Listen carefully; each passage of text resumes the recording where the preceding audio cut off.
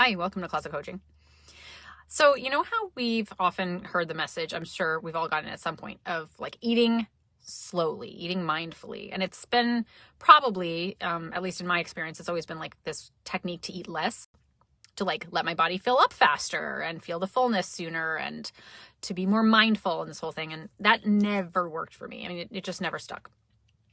But I did use that technique for a different reason during my binge eating recovery, and I wanted to explain it because it's something to do with biofeedback. So I would notice that when I was eating, I was very fast, like it was very chaotic and frenzied, and basically felt like a lot of shame and a lot of panic, because that's exactly what it felt. That's what was happening. Like my brain was in that primal state of something's wrong. Oh my gosh, it was just like tunnel vision.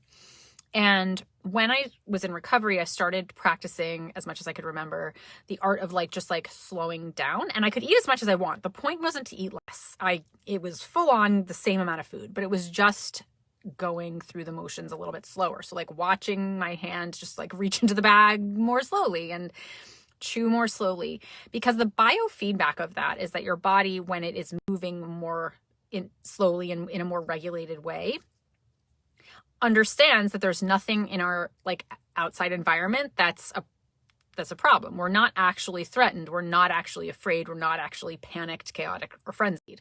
So it will respond by relaxing a little bit, because when we're moving quick and talking quick and sort of in that state, or even when we're hiding, like the body's getting the message that something out there is dangerous and putting us back into that fear state. And that is such a driver. It drives the binge response, that place in the brain that's activated when we're like that. So to counteract that, it's about moving more slowly to tell the body no, we're calm. Everything is fine. Like there's no reason to panic.